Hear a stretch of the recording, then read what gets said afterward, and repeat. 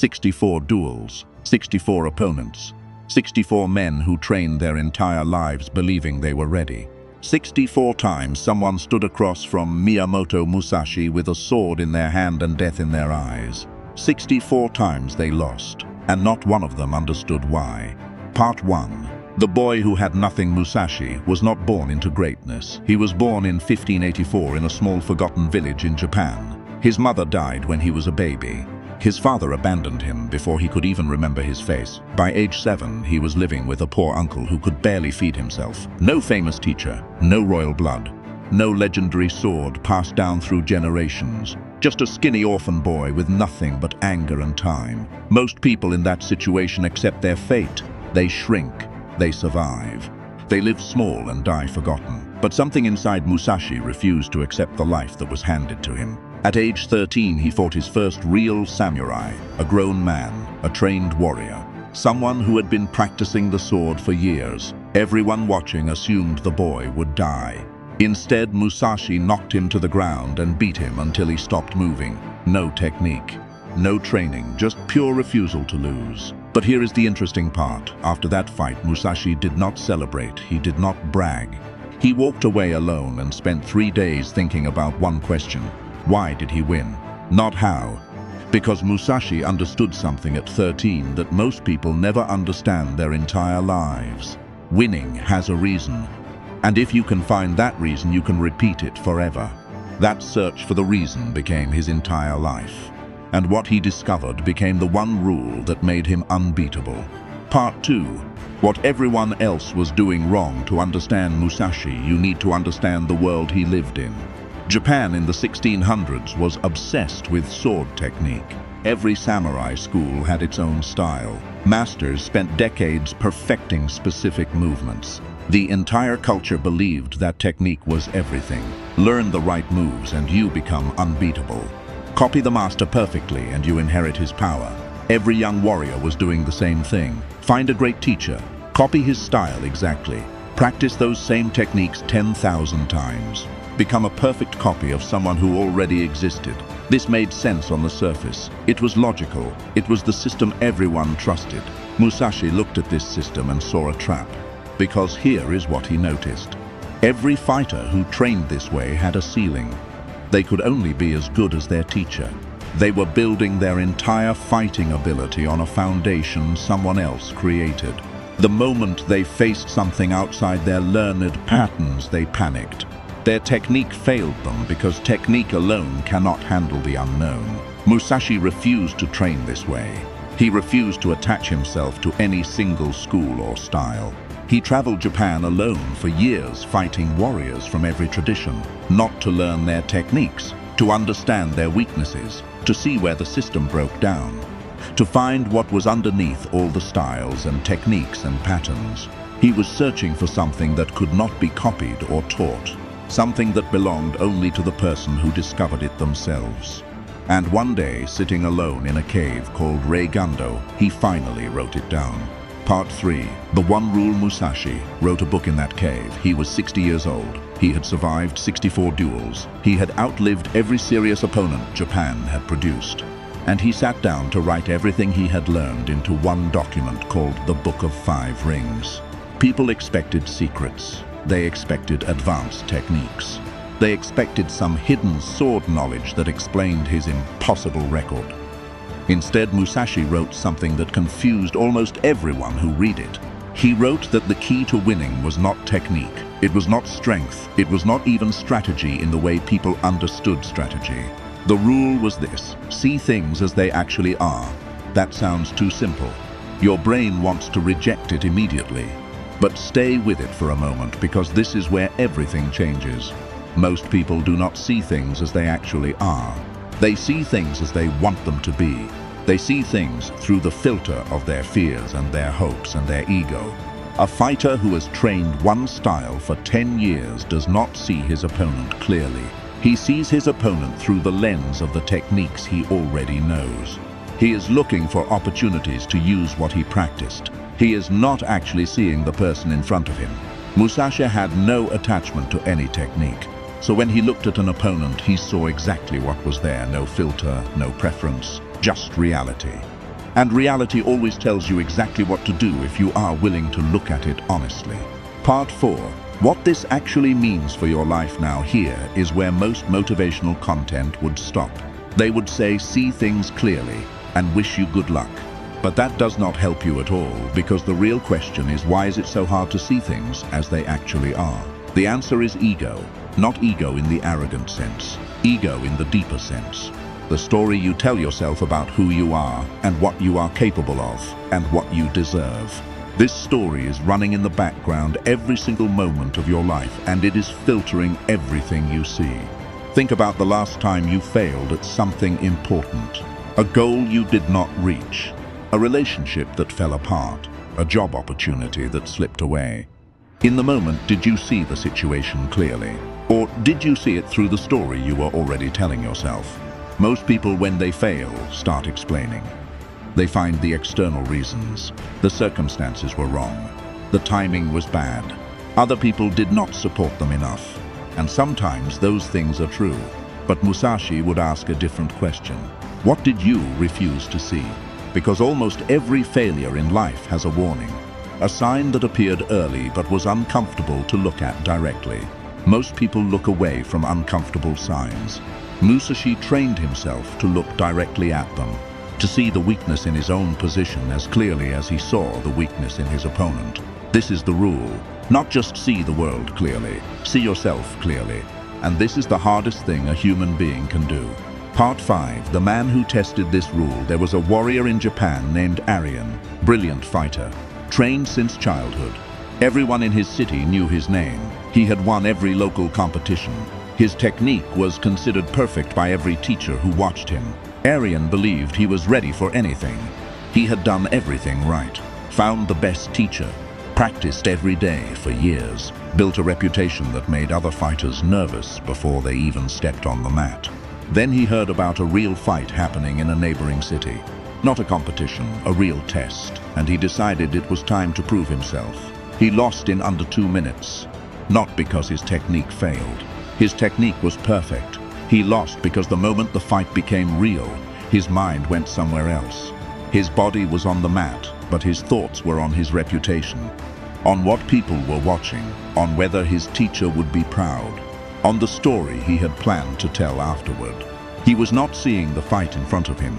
He was seeing the fight he had imagined in his head 100 times before, and reality does not care about your imagination.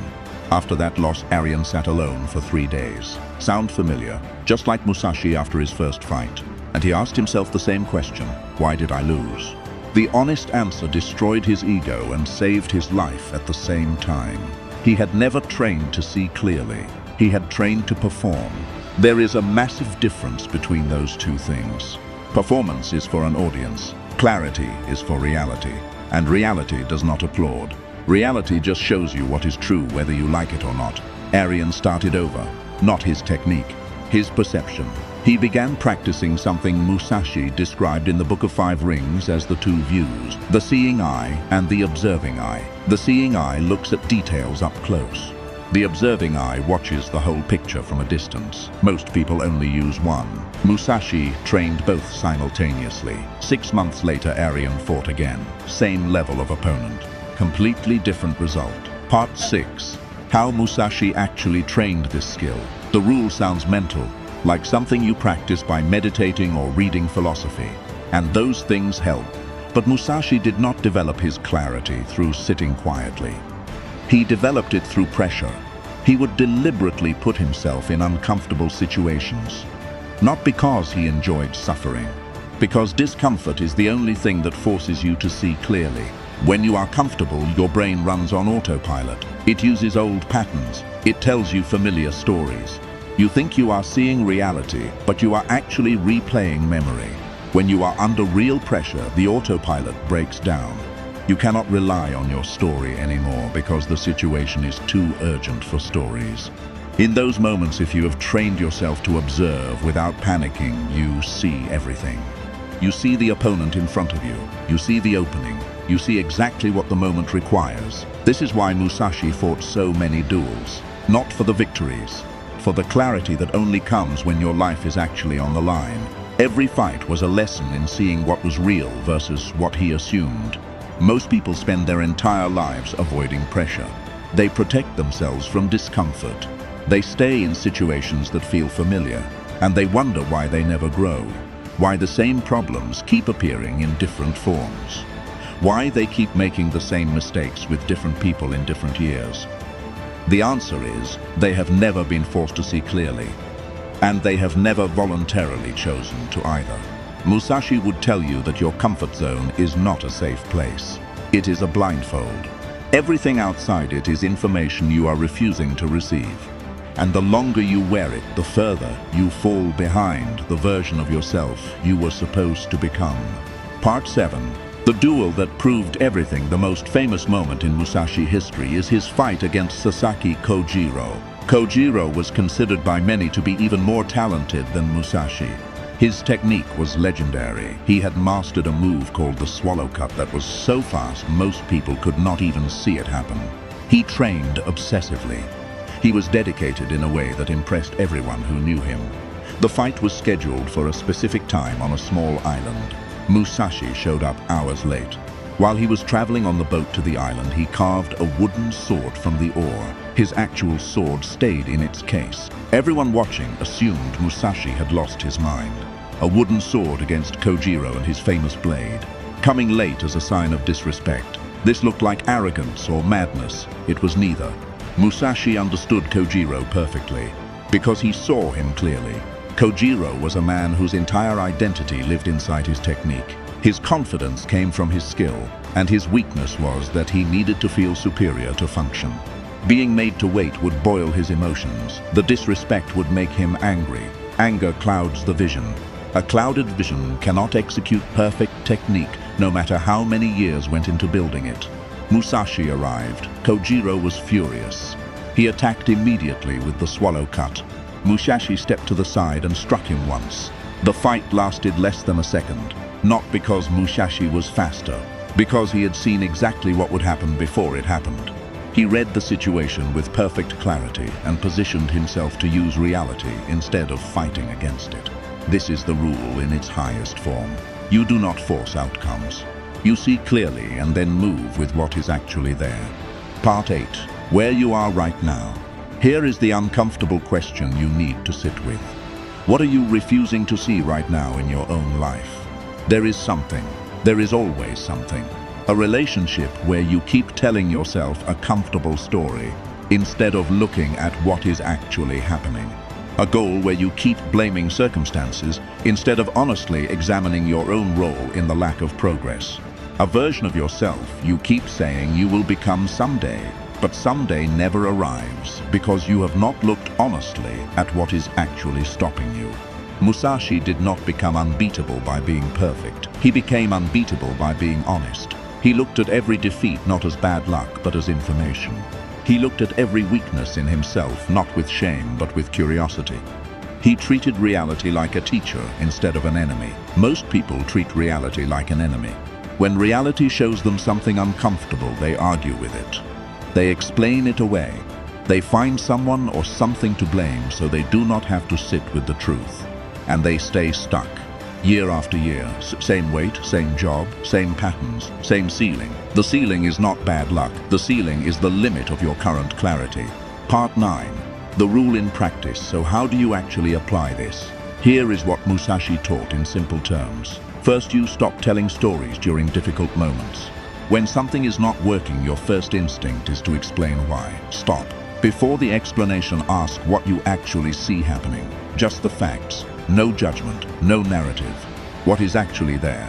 Second, you seek discomfort on purpose, not randomly, strategically. Find the area of your life where you have been most comfortable for the longest time and introduce pressure there.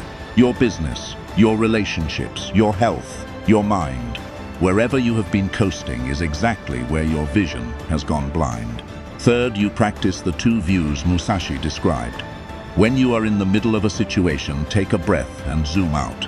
Ask what someone watching from outside would see. This is not running away from the situation. This is adding the observing eye to the seeing eye, both at once. Detail and distance simultaneously.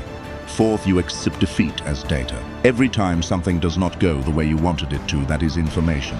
Not about bad luck, about your current level of clarity. Ask what you missed. Ask what you refused to look at before. Ask what reality was trying to show you that your story would not allow you to see. This is not easy. It requires you to abandon the most comforting habit a human being has, which is the habit of being right. But Musashi would tell you that being right is a trap. Reality does not care about being right. Reality only rewards those who see it clearly and move accordingly. Part 10. The complete rule. Musashi died at 61 years old, undefeated. And in his final days, he wrote his last piece of wisdom in a short document called Dokudo, which means the way of walking alone. In it, he wrote 21 principles, but underneath all of them was the same rule he had lived by since age 13. See things as they actually are, not as you fear them to be, not as you hope them to be, not as your ego needs them to be, as they actually are. Every battle he ever won started with that seeing. Every piece of philosophy he ever wrote came from that clarity. Every painting he created in his final years came from eyes that had spent 60 years training to look at reality without flinching. You have the same eyes. You were born with the same capacity for clarity that Musashi had.